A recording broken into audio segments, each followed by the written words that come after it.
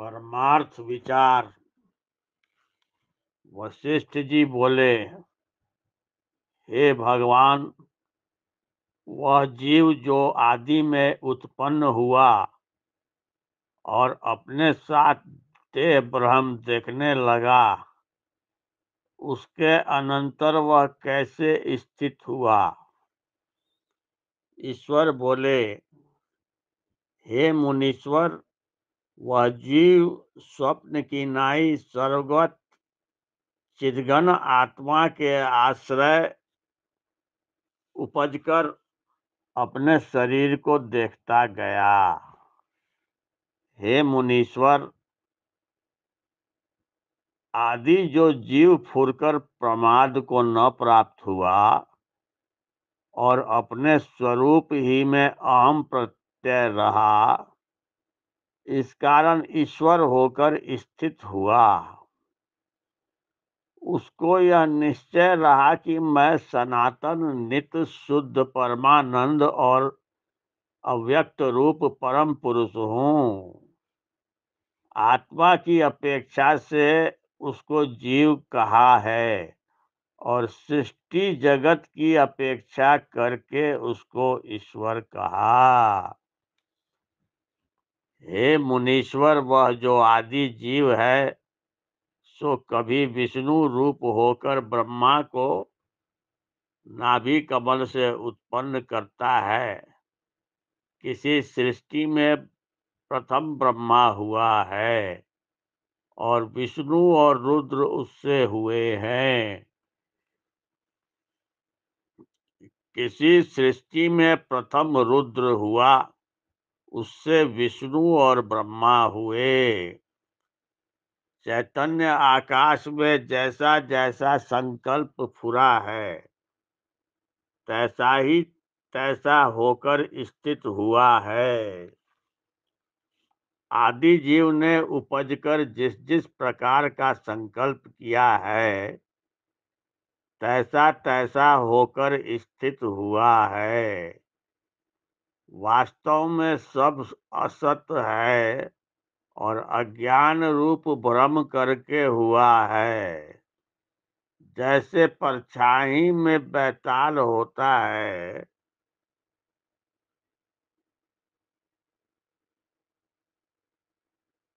जैसे परछाई में बैताल होता है, वैसे ही अज्ञान करके सद्रूप हो भासता है। आदि पुरुष से लेकर जो सृष्टि है, सो परमाकाश के एक निमेष में हुई है और उन्मेष में लय हो जाती है। एक निमेष के प्रमाद से कल्प के समूह व्यतीत हो जाते हैं और परमाणु परमाणु में सृष्टियां फुरती हैं। उनमें कल्प और महाकल्प भासते हैं। कई सृष्टियां परस्पर दिखती हैं और कई अन्योन्य अदृश्य रूप हैं। इसी प्रकार सृष्टियां उसके स्पंद कलाश में फुरी हैं और चमत्कार होते हैं। और जब स्पंद कला स्वरूप की ओर आती है, तब लीन हो जाती है। जैसे स्वप्न का पर्वत जागे से लीन हो जाता है, तैसे ही जागृत की सृष्टि अफुर हुए लीन हो जाती है। हे मुनीश्वर, जीव जीव प्रति अपनी अपनी सृष्टियों को कोई देश काल रोक नहीं सकता, क्योंकि वे अपने अपने संकल्प में स्थित हैं। और आत्मा का चमत्कार है, जैसे फुरना फुरता है वह तैसा चमत्कार भासता है। हे मुनीश्वर, न कुछ उपजा है न कुछ नाश होता है। स्वतः चैतन्य तत्व अपने आप में चमकता है।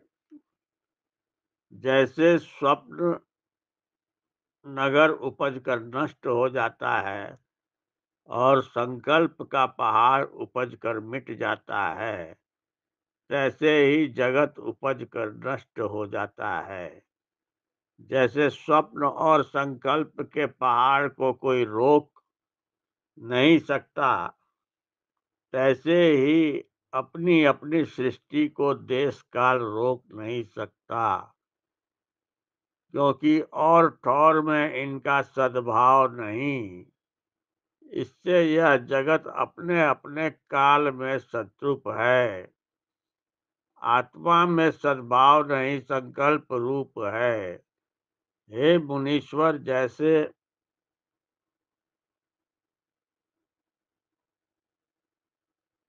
आदि तत्व से ईश्वर फुरे हैं, तैसे ही कर्म फुरे हैं। रुद्र से लेकर वृक्ष पर्यंत सब एक क्षण में उसी तत्व से फुर आए हैं।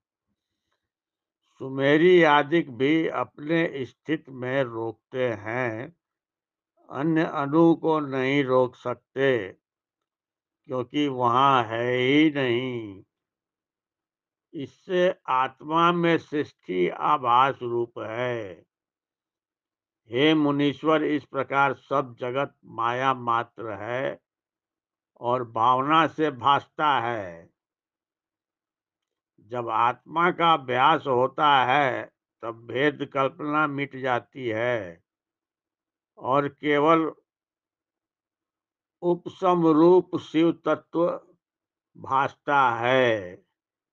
हे मुनीश्वर, निमेष का जो सत भाग है, उसके अर्ध भाग प्रमाद होने से नाना प्रकार के का जगत हो भासता है। सत असत जगत मन रूपी विश्वकर्मा बनाता है। आत्म तत्व न दूर है, न निकट है, न नीचे है, न पूर्व में है और न पश्चिम में है। सत असत के मध्य अनुभव रूप सर्व का ज्ञाता है। उसको प्रत्यक्ष आदि प्रमाण विषय नहीं कर सकते। जैसे जल से अग्नि नहीं निकलती, हे मुनीश्वर, जो कुछ तुमने पूछा था सो मैंने कहा। उसमें चित्त के लगाने से तुम्हारा कल्याण होगा। इतना कह सदाशिव बोले कि अब हम अपने वांछित स्थान को जाते हैं। चलो पार्वती, अपने स्थान को चले। इतना कहकर वशिष्ठ जी बोले, हे राम जी, जब इस प्रकार ईश्वर ने कहा, तब मैंने अर्धपाद्य से उनका पूजन किया और ईश्वर पार्वती और गणों को लेकर आकाश मार्ग को चले। जब तक मुझको दृष्टि आते रहे, तब तक मैं उनकी ओर देखता रहा। फिर अपने कुश के स्थान पर आन बैठा और जो कुछ ईश्वर ने उपदेश दिया था, वह मैं अपनी शुद्ध बुद्ध से विचारने लगा। इति श्री योग वशिष्ठ निर्वाण प्रकरणे प्रकरणे परमार्थ विचारो महक चत्वरिशतम सर्ग। ओम।